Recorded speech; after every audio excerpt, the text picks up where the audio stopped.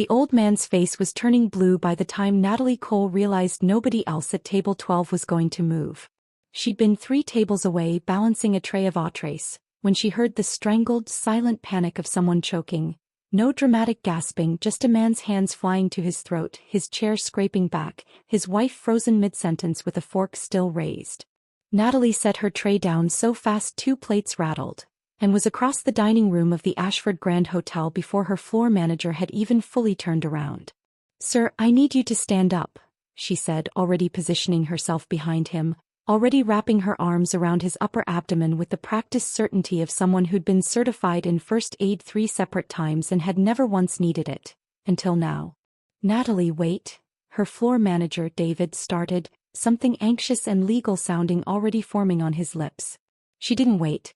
She drove her fist upward and inward, once, twice, a 3rd time, and on the 4th thrust a piece of steak flew loose from the old man's throat and clattered onto the white tablecloth. He gasped, ragged and enormous, color flooding back into his face, and the dining room erupted into relieved applause that Natalie barely registered because her hands were still shaking. "Thank you," the man's wife said, gripping Natalie's arm so hard it would bruise. Thank you. "I'm just glad he's okay," Natalie said, breathless, already reaching for water, already checking his pulse out of habit. The same careful competence that had gotten her through worse emergencies than this one years ago in a life she didn't talk about at work. She didn't notice, in the relief of the moment, the general manager, Gregory Vance, watching from the maitre d' stand with an expression that had nothing to do with gratitude, something closer if she'd been paying attention to calculation. She found out an hour later, clocking out at the end of her shift, exactly what that expression had meant. "Unauthorized guest contact," Vance said, sliding a termination form across the break room table like it was the most reasonable thing in the world. "Hotel policy is explicit, Natalie. Staff are instructed to call for medical assistance, not perform physical interventions. You put the hotel at significant liability risk." "I saved his life," Natalie said, staring at the form, disbelief cracking through her exhaustion. "And I appreciate that you meant well," Vance said in a tone that suggested he appreciated nothing of the sort. "But policy is policy. I need your badge and your locker key." Natalie left the Ashford Grand that night with a cardboard box of 6 years' worth of belongings and a termination letter that made her hands shake harder than the Heimlich maneuver ever had. She had no idea that 2 floors above the dining room, in a private suite reserved for guests who valued discretion above almost everything else, a man named Adrian Montesi had just heard every detail of what happened from his own security detail. And that something about a woman fired for doing exactly the right thing had stopped him cold in a way very little ever did anymore.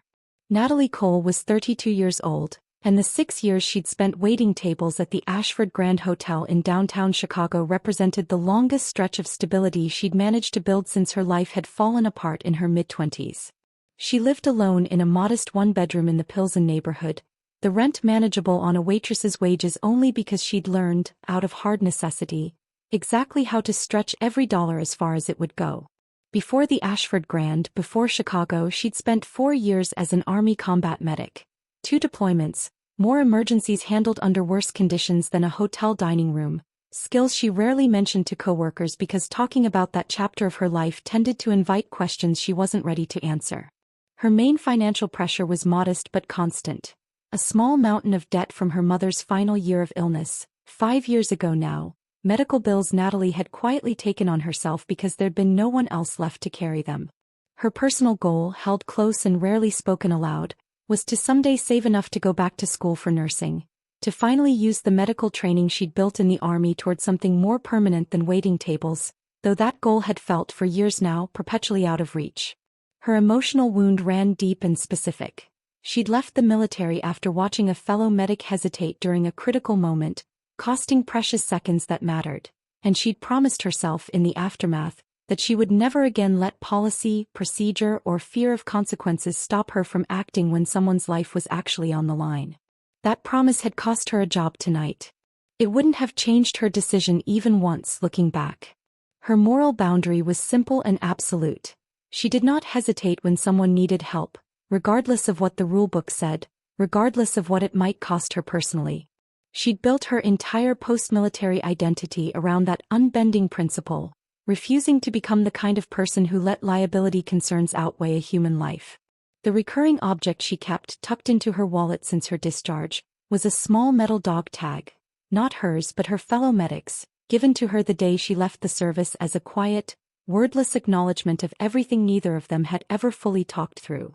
2 nights before the incident at table 12, Natalie had stayed 45 minutes past the end of her shift, unpaid, sitting with an elderly regular guest who'd become confused and frightened after a medication mix-up, holding the woman's hand and talking her calmly through the fear until hotel security arrived to help her back to her room. Nobody had asked Natalie to do that. She'd done it because walking past someone in obvious distress had simply never been something she was capable of, whatever the personal cost. That same instinct, trained, practiced, utterly involuntary by now, was exactly what sent her across the dining room floor the moment she registered a stranger's silent panic. Standing in the break room, staring at her termination letter, Natalie felt something crack open that had nothing to do with the lost income and everything to do with a deeper, more familiar grief. The sense once again that doing the right thing in this world rarely came without a cost someone else decided you had to pay. She called her landlord that same night, voice steady despite everything, already calculating how many weeks of savings she had before rent became a genuine problem. "I'll figure it out," she told herself out loud, alone in her small apartment, the dog tag cool in her palm where she'd been turning it over and over since she got home. "I always figure it out." She had no way of knowing that 2 floors above the dining room she'd just been fired from, a man with far more power than any general manager had heard every detail of what happened, and that by morning the quiet, careful stability she'd spent 6 years building was about to be upended in a way she never could have anticipated. She fell asleep exhausted, angry, and completely unaware that her ordinary life had just collided, without her knowledge, with something far bigger than a hotel policy dispute. Adrian Montesi found her 3 days later, waiting outside her apartment building on a gray Chicago morning, dressed in a dark coat that made him look, Natalie thought immediately, like he belonged somewhere far more expensive than her block. "Miss Cole," he said. "My name is Adrian Montesi. I'd like a few minutes of your time."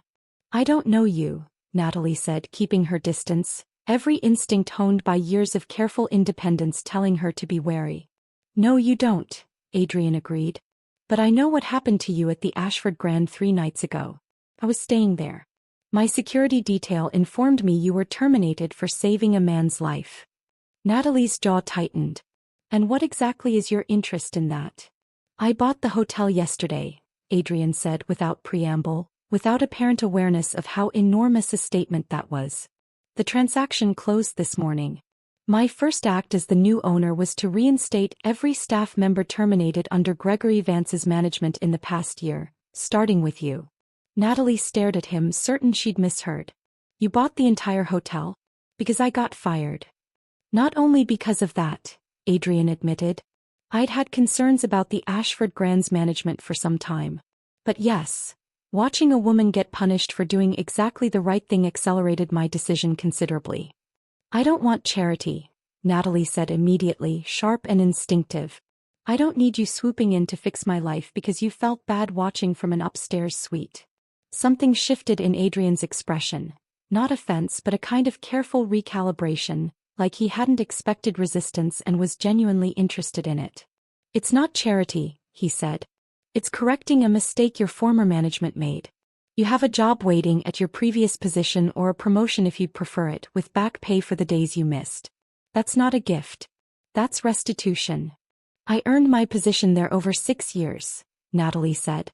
"I'm not interested in having it handed back to me by a stranger who thinks writing a check solves everything." "Then don't take it as handed to you," Adrian said. "Take it as returned to you, which is what actually happened. You didn't do anything wrong. Vance did. I'm simply correcting that." Natalie studied him.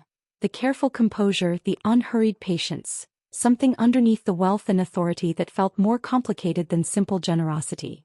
"Who are you really? People don't just buy entire hotels on a whim because a waitress got fired." Adrian was quiet a moment. "My family has interests in hospitality and real estate development across this city," he said carefully. "Also, other interests, older ones that come with the name Montesi if you know enough about Chicago's history to recognize it." Natalie did recognize it. Every hair on her arms stood up. "Mafia," she said flatly. "That's the word people use. Adrian said, not denying it. I understand if that changes how you feel about any of this. Every rational instinct told Natalie to walk away, from the offer, from the man, from whatever complicated world he clearly inhabited. But underneath the fear was something sharper, more stubborn.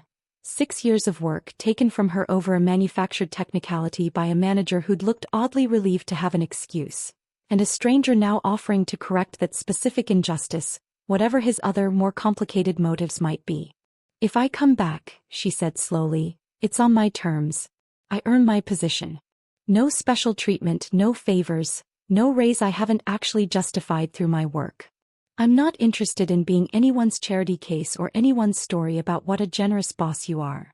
Those are fair terms, Adrian said, something like respect moving behind his careful expression. I'll hold to them. And Vance remains general manager for now, Adrian said. Though given everything I'm learning about his decision-making, I suspect that won't remain true for long. Natalie hesitated, weighing real financial need against a wariness that refused to fully quiet. One condition more, she said. I want to know exactly why you're really doing this. Not the version about correcting a mistake. The real reason.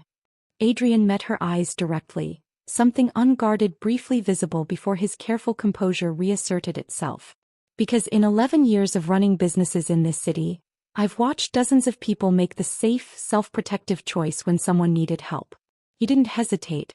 That's rarer than you'd think, and I found I couldn't simply watch it get punished without doing something about it. Natalie absorbed that, surprised by the honesty of it. Fine, she said. I'll come back. But I'm watching you as closely as you're apparently watching your own hotel's dining room. I'd expect nothing less, Adrian said, and something that might have been the beginning of respect passed between them, unspoken but unmistakably real.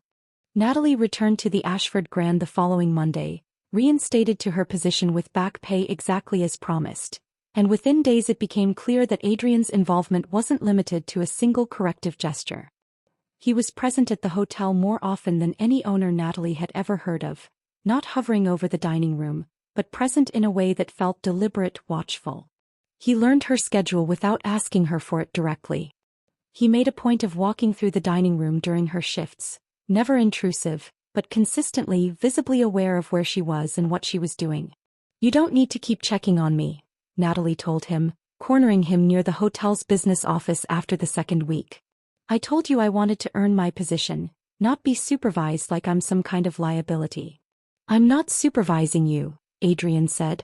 I'm learning how this hotel actually runs from the people who understand it best. That happens to include you. That's a convenient explanation. It's also true, Adrian said, something almost like amusement crossing his careful expression. You'd be surprised how much a career waitress notices that a spreadsheet never catches. That observation proved more significant than either of them expected. 3 weeks into her reinstatement, Natalie mentioned, almost in passing during a staff meeting about supply chain delays, that the linen order cost she'd been hearing referenced in meetings didn't match what she personally handled with vendors on a weekly basis. The numbers Vance quoted this morning are almost double what our actual supplier invoices run, she said. I deal with those deliveries every week. I know what we're actually being charged. Adrian, sitting in on the meeting for the first time, went very still. Say that again. Natalie repeated the discrepancy, more carefully this time, watching Adrian's expression shift from mild interest into something sharper, more alarmed. My accountants reviewed those same invoices 2 months ago, Adrian said. They found nothing unusual. Your accountants probably weren't the ones signing for deliveries at the loading dock every Tuesday, Natalie said. I am. Adrian pulled the full supply chain records that same night, and what he found unsettled him enough that he requested Natalie's help reviewing them directly, not as a waitress consulted in passing, but as someone whose daily, hands-on familiarity with vendors made her uniquely positioned to catch discrepancies his own financial team had entirely missed. This is a pattern, Natalie said 2 nights later, spreading invoices across a conference table, her careful, exacting attention to detail surfacing in a way that surprised even her. Linens, produce, laundry services, all billed at rates significantly higher than what I know we're actually charged. Someone's been skimming the difference for a long time. Vance, Adrian said, his voice going cold and certain. I can't prove that from invoices alone, Natalie said. But I also can't explain this discrepancy any other way.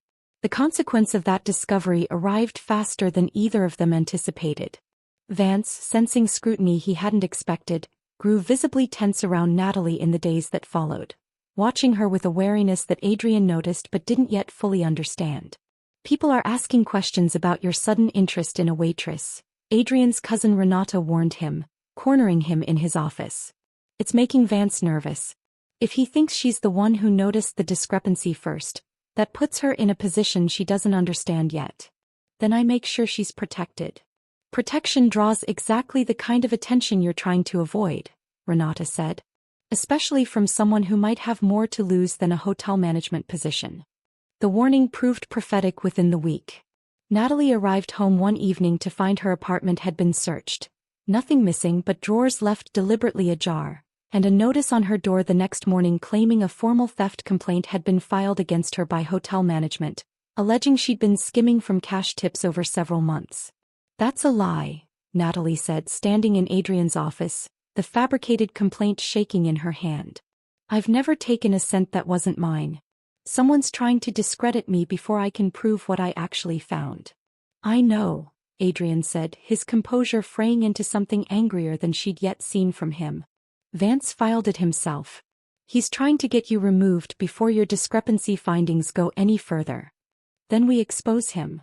It's not that simple, Adrian said. If he feels cornered enough, he might do something considerably more dangerous than filing a false complaint. I want to move you into protected quarters here at the hotel until I understand exactly how deep this goes. Natalie's instinct toward fierce independence flared immediately. I'm not disappearing into hiding because a corrupt manager is scared of being caught. I'm not asking you to disappear, Adrian said.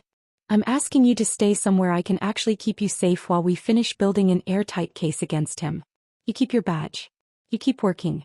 I just want you somewhere Vance can't reach you outside working hours. Natalie studied him for a long moment, weighing genuine fear against her refusal to be sidelined. If I do this, she said finally, it's on my terms. Keep my full schedule. I'm not treated like I'm fragile. Agreed, Adrian said without hesitation. She packed a small bag that night, the medic's dog tag tucked carefully into her coat pocket, and didn't look back at the apartment she'd called home for 6 years. Whatever came next, there was no simple path back to her ordinary, careful life anymore. The Ashford Grand's top-floor residence, reserved for Adrian's own use when he stayed in the city, felt strange and unfamiliar to Natalie in ways that had nothing to do with the luxury. Mostly, it felt strange to be a guest in the very building she'd worked in for years, seeing its private machinery from a completely different angle. Scene 1 came the next morning, practical and immediate. Adrian found her in the residence's small kitchen at dawn, reviewing supply invoices with the same exacting focus she brought to everything, a legal pad covered in careful cross-references. You've been at this since before I woke up, he said, setting down coffee beside her without being asked. I found 3 more discrepancies, Natalie said. Same pattern, real invoice, inflated billing, difference pocketed somewhere between the vendor and the hotel's books. This has been going on for at least 2 years. You have a genuine talent for this, Adrian said, studying her work with real admiration. My accountants missed all of it. Your accountants review numbers on a page, Natalie said. I deal with the actual deliveries every week. I know what a produce order is supposed to cost because I've unloaded 100 of them myself. That's not talent. That's just paying attention to the job in front of you. That's a modest way of describing something most people never bother to do at all, Adrian said. Scene 2 arrived 3 days later, an argument sharper than either expected.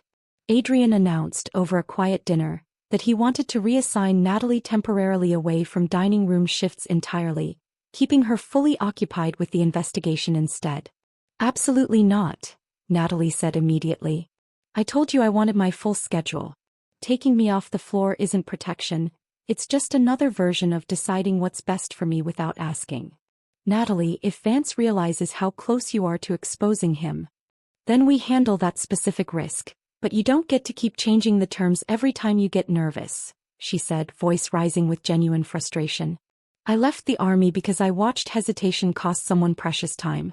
I am not going to spend the rest of my life letting other people's fear dictate what I'm allowed to do. Adrian sat back, absorbing the force of it, and for the first time since she'd known him, actually paused instead of immediately defending his position.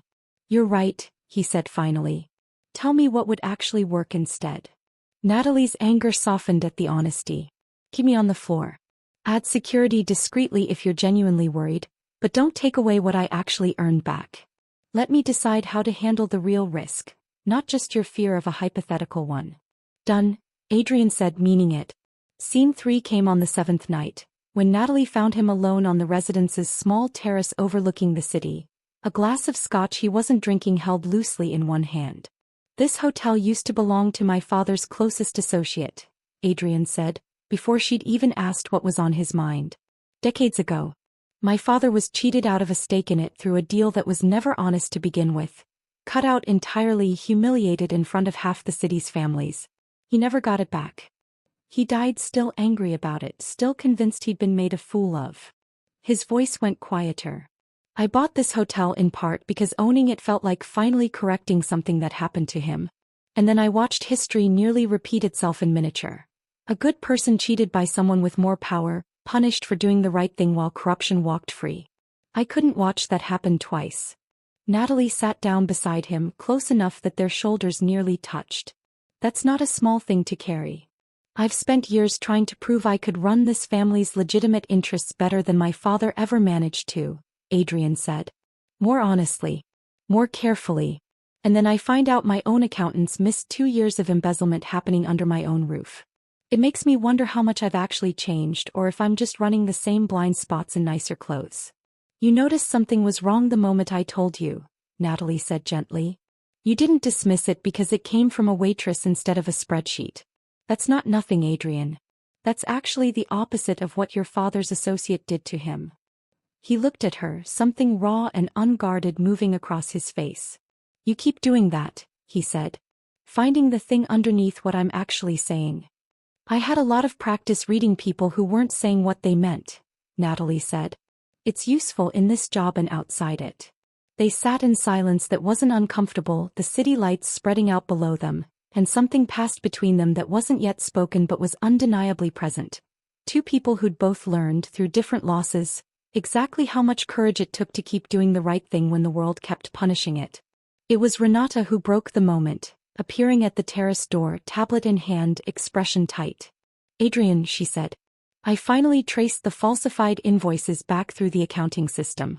There's a signature on one of the earliest fraudulent documents that matches something I recognized. Filing paperwork Natalie herself processed, months before she was ever fired. Natalie's stomach dropped. I filed that. I don't remember anything unusual. You wouldn't have, Renata said. It was buried in routine paperwork, exactly the kind of thing nobody questions at the time. But it places the fraud's timeline further back than we thought, and it means you unknowingly handled evidence of this scheme months before Vance ever had a reason to notice you. Adrian's expression went hard and focused.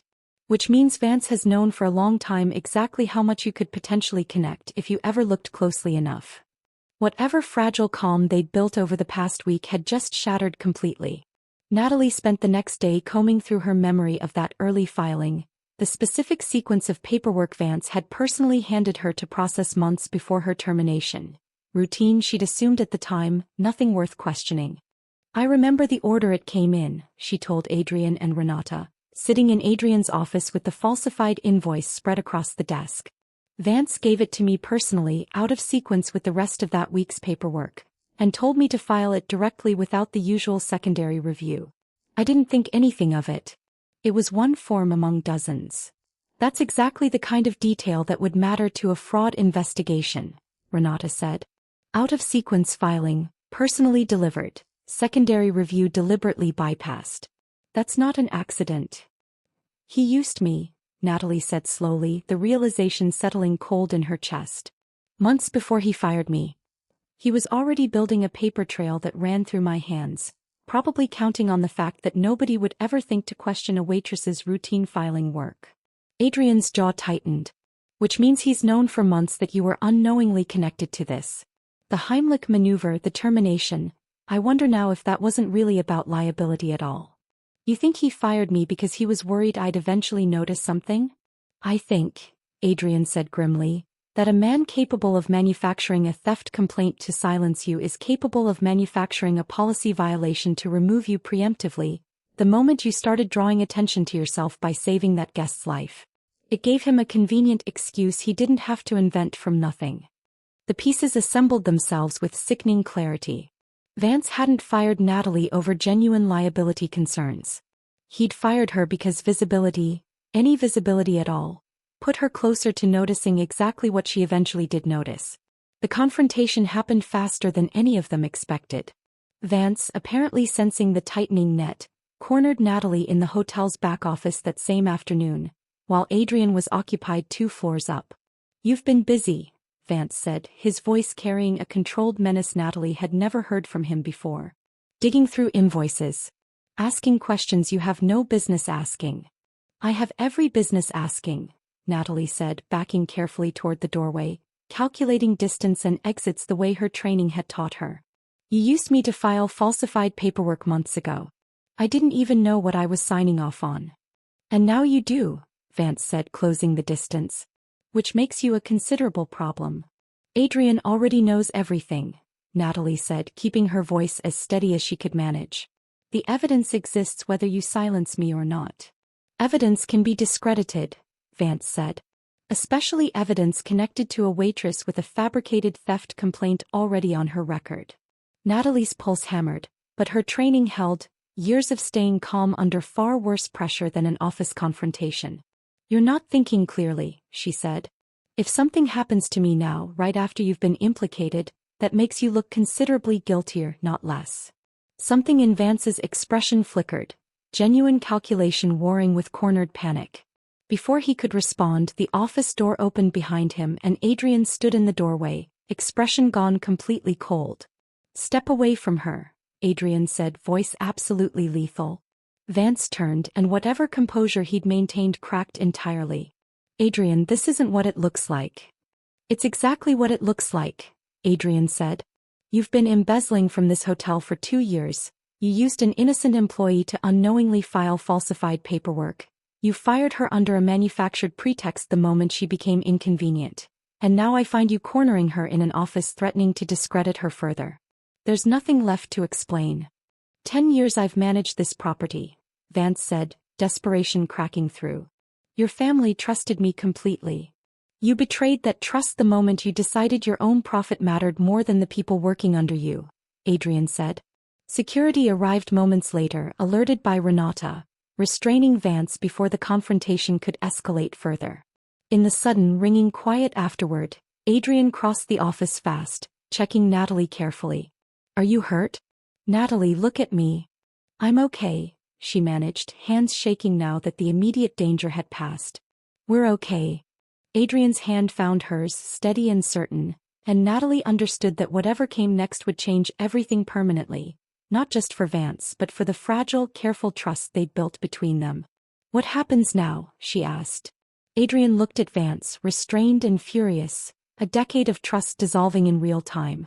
Now I decide whether protecting a business relationship that's outlasted its honesty matters more to me than doing right by the people this hotel actually depends on. Natalie didn't yet understand exactly what that choice would cost him, but watching his expression she understood it would cost him something significant. The full scope of what Adrian's choice would cost became clear the following day, when he explained to Natalie exactly what Vance's embezzlement scheme had been quietly protected by. A 2-decade business alliance between Adrian's family and Vance's, one that predated Adrian's own leadership entirely, built by his father and maintained out of old loyalty more than active necessity. Vance's family and mine have done business together for 20 years, Adrian explained in his office, the falsified invoices spread across the desk between them. Vance only got this position because of that alliance. If I expose the full extent of what he's done, turn him over to authorities rather than quietly removing him and settling things privately, it doesn't just end his career. It ends the alliance entirely. His family will see it as a betrayal regardless of what Vance actually did. You're worried about losing a business relationship over a man who embezzled for 2 years and tried to frame an innocent employee? Natalie asked, disbelief sharp in her voice. I'm not worried about losing it, Adrian said. I've already decided to end it. I'm telling you what it costs, because you deserve to understand the full weight of what happens next, not just the satisfying part where Vance gets caught. Natalie absorbed that, something in her chest loosening slightly at the honesty of it. What made you decide? Watching you nearly get silenced by a man protected by exactly the kind of old loyalty I've spent my whole career trying to honor without question, Adrian said. My father taught me that these alliances mattered more than almost anything else. More sometimes than doing what was actually right. I've been trying to prove myself within that framework for 11 years. Watching Vance nearly succeed at destroying you to protect his own position showed me exactly what that framework actually costs when it's followed too rigidly. He called a meeting that same afternoon with his senior associates, laying out the full evidence. The falsified invoices, the fabricated theft complaint, the buried filing that had unknowingly implicated Natalie months before her termination. We handle this quietly, argued Enzo Ravello, one of Adrian's most senior advisors, older and steeped in decades of precedent. Vance disappears, the alliance stays intact, and nobody outside this room needs to know the full extent of what happened. An innocent woman was nearly framed for theft and threatened directly in this building, Adrian said, standing at the head of the table. If handling this quietly means protecting an alliance that let Vance operate unchecked for 2 years, then I'm done protecting it. You'll lose relationships this family has maintained for 2 decades, Enzo warned. Then we lose them, Adrian said, and the finality in his voice ended the discussion completely. I'd rather run this business honestly with fewer alliances than keep protecting people who use loyalty as cover for corruption. It was, Natalie would understand later, the single most costly decision Adrian had made in his career. Not the confrontation with Vance directly, but the deliberate public dissolution of a 20-year business relationship, done specifically to ensure Vance faced real consequences rather than a quiet, protected removal. He turned Vance over to authorities personally, providing the full evidentiary trail. The falsified invoices, Natalie's careful documentation of the discrepancies, the buried filing paperwork that established the fraud's true timeline. Vance's family, exactly as predicted, severed all remaining business ties with Adrian's within the week, a loss that would reshape Adrian's operations for years to come. Natalie's testimony, precise and thorough, sealed the case completely. She sat across from an investigator 2 days later, walking through every detail with the same steady clarity she'd once used to explain a rounding error in a supply invoice. You didn't have to go this far, the investigator said afterward. A lot of witnesses in your position would have accepted a quiet settlement and moved on. He tried to frame me for theft to protect himself, Natalie said simply. I'm not walking away from that so he can keep his position and his reputation intact. The aftermath settled slowly. Vance was formally charged with embezzlement and fraud, his career and reputation ended completely. Adrian's family absorbed the loss of the 20-year alliance exactly as difficult as predicted. Reduced business opportunities, strained relationships with families who'd valued the old loyalty over the principle Adrian had chosen instead. You lost a significant part of your father's legacy for this, Natalie told him, finding him alone in his office one evening, exhausted in a way she hadn't seen from him before. I lost a part of my father's legacy that was never actually worth keeping, Adrian said. He built that alliance on the belief that loyalty mattered more than honesty. I spent 11 years trying to honor that belief without ever questioning it, until I watched exactly what it let happen to you. That's not a legacy I want to keep protecting. That's a generous way of framing a significant loss. It's the honest way, Adrian said. I'm trying to get better at that even when it's costly. He met her eyes directly. You taught me that, Natalie. Not by trying to. Just by refusing to hesitate, refusing to stay quiet, refusing to accept being punished for doing the right thing. I don't think I fully understood what that kind of integrity actually costs until I watched you live it. Natalie was quiet a long moment, weighing everything he'd admitted against the fierce independence she'd fought to protect throughout this entire ordeal. I need you to understand something too, she said finally. I'm not interested in staying close to you or to this hotel, because I feel like I owe you anything for what you did. I've spent my whole life being the person who does the right thing and pays for it anyway. I'm not going to let gratitude replace genuinely choosing what I want next. That's exactly what I want you to understand too, Adrian said. Whatever you choose next, it has to be entirely yours. 3 weeks later, Adrian offered Natalie an ownership stake in the Ashford Grand. A genuine, substantial share in the hotel's future. Offered not as a romantic gesture but as recognition of exactly how much her instincts had saved the business from. "You don't have to accept this," he said, sliding the paperwork across his desk. "But you earned it. Without your attention to those invoices, this fraud would have continued indefinitely." Natalie studied the offer carefully, weighing genuine gratitude against something she recognized immediately as more important than ownership. "I appreciate this," she said. "But I don't want a stake I didn't build slowly the way I built everything else in my life. I want to earn my way into something, not have it handed to me all at once however deserved you think it is." "Then what do you want instead?" "I want to be general manager," Natalie said. "Not because you're offering it out of guilt or gratitude.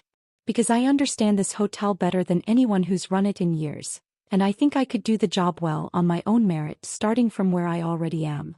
Adrian studied her, something like genuine admiration moving across his face. "You'd be exceptional at it," he said. "I'll make it happen on whatever terms you actually want." "Those terms," Natalie said, "include you not hovering over every decision I make, the way you did when you first bought this place." "Understood completely," Adrian said, something warm breaking through his usual composure. "Though I reserve the right to occasionally check in as a concerned owner." "I can live with occasionally," Natalie said, and something eased in her chest at how easily the negotiation had gone. That evening, closing up the dining room together after her shift, a habit that had become gradually something neither of them commented on directly, Adrian found her at the same table where the old man had nearly choked months earlier, the recurring memory of that night settling between them with new, quieter meaning. "I still carry his dog tag," Natalie said, pulling the worn metal tag from her pocket, turning it over in her hands. "My fellow medics. I've carried it since I left the army as a reminder that hesitation costs more than acting ever does. I think for a long time it was mostly a reminder of guilt. Watching you choose to lose that alliance rather than protect Vance, I think it's finally becoming something else. Proof that doing the right thing even when it costs you everything, is never actually the wrong choice." Adrian took her hand gently, the gesture entirely hers to accept or decline. "I know I complicated your independence buying this hotel the way I did," he said. "I've thought about that a lot since. Whether it actually helped you or whether it just handed you a different version of the same problem, someone else deciding what was best for you. It did complicate things," Natalie admitted honestly. "But you also listened every single time I pushed back. That's the difference. You didn't just decide for me and expect gratitude. You let me build the terms myself even when it would have been easier for you not to." "Then let's keep building it that way," Adrian said, "together on whatever terms actually work for both of us." She closed the distance between them herself, deliberate and unhurried, and kissed him, the choice entirely hers, made with eyes open to exactly what it had cost and exactly what it had given her in return. Natalie still carries that dog tag in her pocket, though these days it feels less like a burden and more like proof of something she's always known but rarely had confirmed. That doing right by people even when it costs you dearly in the moment, is never actually the wrong choice. If this story stayed with you, I want to know what you think. Was Adrian's gesture of buying the hotel genuinely generous? Or did it complicate Natalie's independence more than it actually helped her? Tell me your honest answer in the comments and why you believe it. If stories about quiet courage finally being rewarded resonate with you, subscribe. The next one is coming soon.